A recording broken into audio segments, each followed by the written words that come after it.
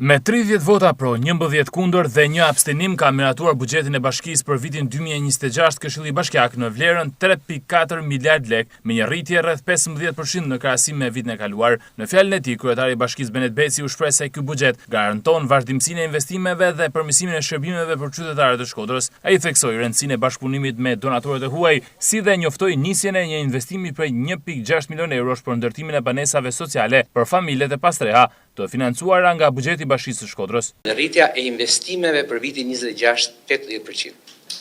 Për herë të parë do të kemi mundësi dhe kemi fonde për të ndërtuar banesa sociale me fondet tona.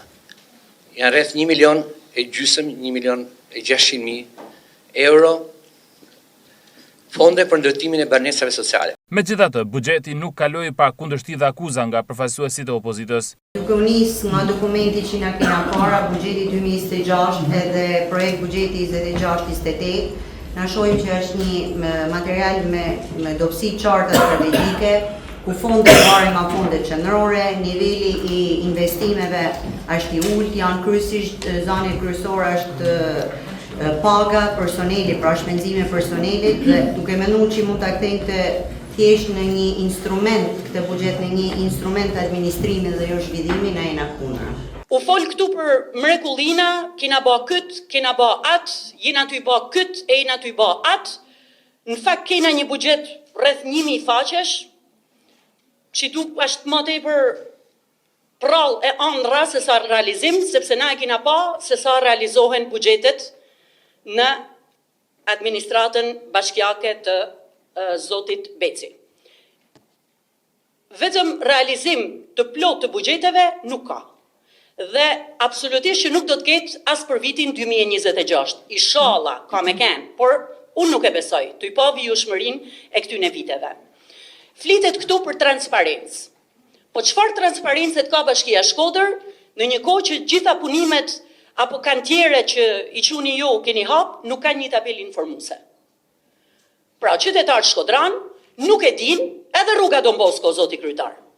Projekt buxheti përmban disa projekte, por që nuk janë të mjaftueshme. Duhet një vëmendje tjetër. Ne gradualisht po hupim trenj, por po hupim edhe universitetin.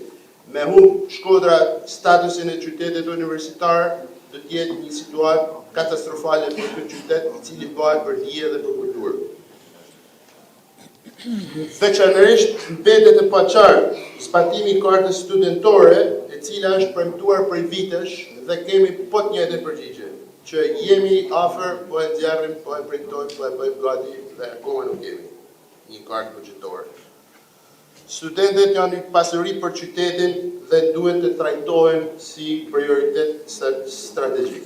Këto akuza u kundërshtuan edhe u mbrojtën nga këshilltarët e Partisë Socialiste dhe Partisë Socialdemokrate. Arritjet janë gjitha ne. Ju lutem, kush ka sy në ballë, shet bardhën bardhë dhe nxezën nxezë. Arritjet janë gjitha ne. Tjetër, propagande që ju bani, vini për propagandë politike. Të ju lutem shumë, propagande politike me lanë. Këtu jena për qytetin e Shkodrës dhe jo për propagandë. Kështu që ta votojmë, dhe të falenderojmë dhe ta fillojmë vitin e ri me mirësi dhe jo duke gjujt njënitetin apo duke ofenduar njënitetin. Para votimit të projekt buxhetit, kryetari i Bashkisë Benet Beci u bëri thirrje të gjithë këshilltarëve që të miratojnë këtë dokument të rëndësishëm për të ardhmen e qytetit, duke përcjellë një mesazh bashkëpunimi dhe duke refuzuar konfliktin apo spektaklin politik në dëm të Shkodrës. Diskutimet me vlerë të këtij vendi të shenjtë janë diskutimet për punë. Janë diskutimet për objektivat, korrigjimet për punën. I vlerësoj shumë dhe vërtet prandaj përmenda dy kolegët dhe këto nga ju që është konstruktiv, ne kena nevojë të ndihmojmë. Për vitin 2026, buxheti i Bashkisë së Shkodrës është rreth 15% më i lartë krahasuar me një vit më parë, kurse investimet e planifikuara për vitin e ardhshëm parashikojnë rreth 80% më shumë projekte krahasuar me vitin 2025.